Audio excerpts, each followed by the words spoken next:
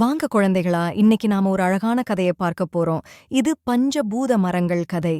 ஒரு ஊர்ல 5 சின்ன நண்பர்கள் இருந்தாங்க. அவங்க ரொம்ப நல்லவங்க. அந்த ஊர் கொஞ்சம் கொஞ்சமா தன்னோட பசுமைய இழந்துகிட்டு வந்துச்சு. இத பார்த்த அந்த குழந்தைகளுக்கு ரொம்ப கஷ்டமா இருந்துச்சு. அவங்க எல்லாரும் ஒன்னா சேர்ந்து ஒரு முடிவு பண்ணாங்க. நம்ம ஊர மறுபடியும் பசுமையா மாத்தணும்னு நினைச்சாங்க. அதுக்காக அவங்க ஒவ்வொருத்தரும் ஒவ்வொரு விதமான மரத்த நடலாம்னு முடிவு பண்ணாங்க. முதல் நண்பன் பூமியிலிருந்து வந்த விதைய நட்டான். அது நிலத்தோட சக்திய வச்சுக்கிட்டு நல்லா வளர ஆரம்பிச்சுது. 2வது தோழி ஆத்திலிருந்து கொஞ்சம் தண்ணி எடுத்துட்டு வந்து அந்த செடிக்கு ஊத்தினாள். அந்த தண்ணி அந்த மரத்துக்கு உயிர் கொடுத்துச்சு. 3வது நண்பன் சூரிய வெளிச்சத்துல அந்த செடிய வச்சான். சூரியனோட வெப்பம் அந்த மரம் நல்லா தழைக்க உதவி செஞ்சுது. 4வது நண்பன் மெதுவா காத்து விட்டான்.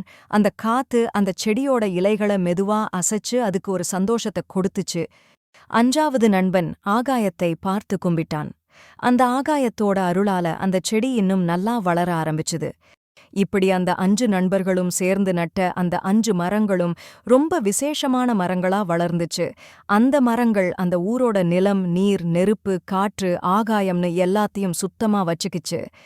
அந்த மரங்களால அந்த ஊரு மறுபடியும் பசுமையா மாறி ரொம்ப அழகா ஆயிடுச்சு. அந்த நண்பர்கள் செஞ்ச இந்த நல்ல காரியத்தை எல்லாரும் ரொம்ப பாராட்டினாங்க. பாத்தீங்களா குழந்தைகளா, நாம ஒரு சின்ன செடி நட்டாலும் அது நம்மளோட சுற்றுச்சூழலுக்கு எவ்வளவு பெரிய உதவியா இருக்கும்னு. நீங்களும் மரங்கள நடுவீங்களா? முத்துவிச்சு சேனல மறக்காம சப்ஸ்கிரைப் பண்ணிடுங்க, லைக் பண்ணிடுங்க.